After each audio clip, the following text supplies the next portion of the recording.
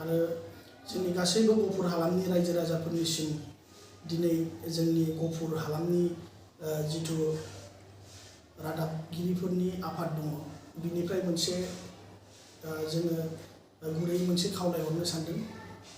मानो होननानै बुङोब्ला जों खावलायनो नागिरनाया बेनोदि दिनैनि समाव जिहेतु जोंनि बर' समाजाव गोबांखिनि माखासे हाबाफारिफोर मावबावनांगौ गोबां खामानिफोर दङ आरो बै खामानिफोरखौ मावबोनायनि सायाव मावबोयैनि सायाव नंगौनि नङैनि माखासे गोबां लिडारफोर दिनैनि डेटआव दिनैनि थारिखआव नुजाथिदों आरो बै लिडारफोरा दिनै गुबुन गुबुन फेसबुक एकाउन्ट खुलिनानै फेक एकाउन्ट खुलिनानै गुबुन गुबुन मुं लानानै गुबुन गुबुन बाथ्रा बुंनो हमदों आरो माखासे जिथुनिखि रादाबगिरिफोर दङ बै रादाबगिरिफोरखौ सोंखारिनो हमदों। मानो होननानै बुङोब्ला रादाबगिरिफोरनि बे गाव गावनि मोनसे मोनथाय जि मोनथाया जोंनि बर' समाजनि थाखाय बर' हारिनि थाखाय गफुर हालामनि थाखाय जोङो जेसेबां हागौ गावनि पकेटनिफ्राय रां गारनानै जों रादाब बुथुमनानै नोंथांमोननि खाथियाव लाबोयो आरो नोंथांमोननो जों दिन्थिनो थाखाय नाजायो।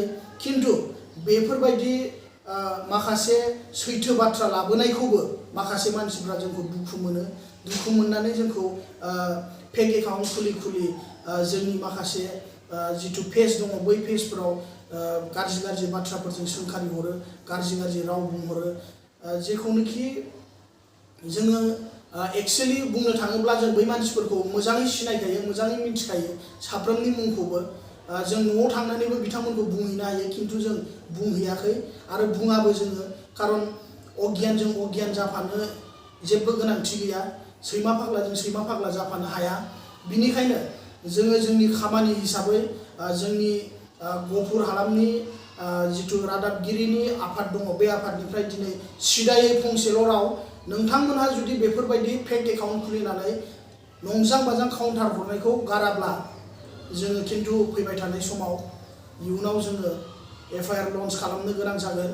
बिनिखायनो नोंथांमोनखौ स्ट्रिक्टलि जोङो बर'जों बर' जानानै फंसे राव दिनै फार्स्ट टाइम नोंथांमोननिसिम फार्स्ट एन्ड लास्ट वार्निं आरो जुदि नोंथांमोनहा बेफोरबायदि बाथ्राफोरखौ बुंबाय थायोबा जोङो एफआइआर लन्च खालामनो गोनां जागोन।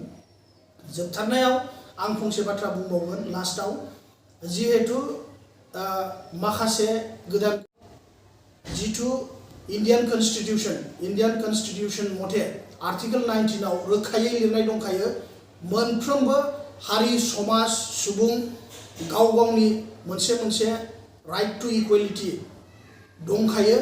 बिनि आन्दाराव नोंथाङा मा खालामो लिगेलै नोंथांमोना खालामनो हागोन। बेयाव जोङो सोरनिबा बिमा बिफानिफ्राय सार्टिफिकेट लानानै बेयाव रादाबगिरि खालामनो जेबो प्रयजन गैया होननानै आं सानो आरो जों गोथौयै दुखु मोननाय फोरमायदों।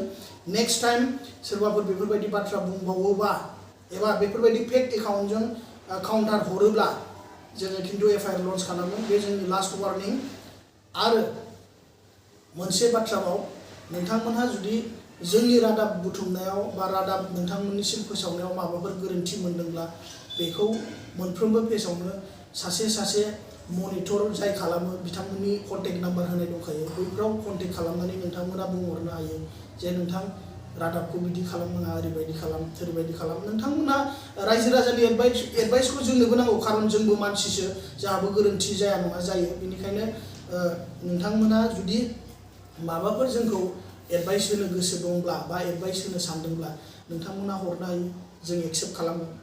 खिन्थु फेक एकाउन्टजों नंजां बाजां अबे इउनिभार्सिटिनिफ्राय पास खालामनाय अबे मा खालामनाय बेफोर बाथ्राखौ बुङोब्ला खिन्थु जोंबो गनाया खारन जोङो सोरबा सैमा फाग्लाजों सैमा फाग्ला जाफाया सोरबा मानसि आनइडुकेटेड मानसिजों जों आनइडुकेटेड जाफाया जोंहा गाव गावनि मोनसे सान्थौ दङ जों बे सान्थौजोंसो खारगोन आरो समाजनि थाखाय जोङो जेसेबांखिनि रादाब लाबोनो हादों हायाखै बे उननि बाथ्रा। खिन्थु जों सासे गफुर हालामनि मानसि हिसाबै जोंहाबो गफुरनि सेन्टिमेन्ट दङ बेनिखायनो जोंबो गफुरनि सेन्टिमेन्टै माखासे रादाबफोरखौ जों फोसावो। खिन्थु जोङो मालाबाबो सोरनिबा एगेन्स्टआव बाथ्रा बुंफेराखै, सोरनिबा एगेन्स्टआव जों रादाब खालामाखै, सोरबा जोङो संगठनखौ गाज्रि मोननानै बिनि एगेन्स्टआव जों रादाब खालामाखै, बा जों वान साइड जानानै मालाबाबो रादाब दामाखै। बिनिखायनो साफ्रोमनिसिमबो आंनि खावलायनाय, माखासे फेसबुक एकाउन्टआव जाय फेक एकाउन्ट खुलिनानै बेफोरबायदि हाबाफारिखौ मावबाय थादों, नोंथांमोनहा रोखा जा। आरो आं मिन्थिखागौ नोंथांमोनहा जाय बेफोरबायदि काउन्टार होलाबाय थादों, बाथ्राखौ बुङा नङो खिन्थु बुंनांगौ जायो। नोंथाङा सासे ड्राइभार, नोंथाङा गारि सालायग्रा मानसि, नोंथाङा गावनि गारि सालायनायाव गोसो हो। नोंथांनि न'खरा एफाग्राब जुदि मोजां नङाब्ला नोंथाङा बेफोरबायदि काउन्टारखौ दाहो। खिन्थु नेक्स्टआव जुदि नोंथांमोना बेफोरबायदि काउन्टार होनो सानोब्ला केस गेलेनो रेडि जानानै था। आरो जोङो एफआइआर लन्च खालामगोना बे रोखा। खिन्थु दायो फार्स्ट एन्ड लास्ट वार्निं नोंथांमोननिसिम। आरो रैसुमै बसुमतारीमोन नामा, रैसुमै बसुमतारी मुंनि मोनसे फेक फेसबुक एकाउन्टजों सोरबा सासे गुबुन सिख्लानि फट'खौ होनानै जोंखौ माखासे कमेन्ट खालामहरदों। आरो बे कमेन्टखौ नोंथाङा दानफिनबाय, बे जोबोद लाजिथावना। खिन्थु जोंनाव स्क्रिनशटआ दङ दासिमबो। नोंथांखौबो लास्ट वार्निं, इन केस फिउचाराव जुदि नोंथाङा बेफोरबायदि हाबाफारि लाबावोब्ला नोंथाङा थियारि जानानै था। जों नोंथांनि एगेन्स्टआव एफआइआर लन्च खालामगोन। आरो आङो गाज्रि रावखौबो बुंनो सानाखै। जोबथारनायाव बयनिसिमबो रायजो राजानिसिम गुफुर हालामनि जानानै एसेयावनो आंनि बुंनांगौखिनिखौ आं फोजोबनाय जाबाय। आरो गुफुर बड' जिथु खौरांगिरि आफाद दङ, बे आफादा दिनैनिफ्राय सांग्रां जाबाय बेफोर खेथ्रआव। आरो बेफोरबायदि नेक्स्ट टाइम नुबावोब्ला जों बिनि सायाव एक्सन लानाय जासिगोन होननानै जोङो जोंनिनो रादाब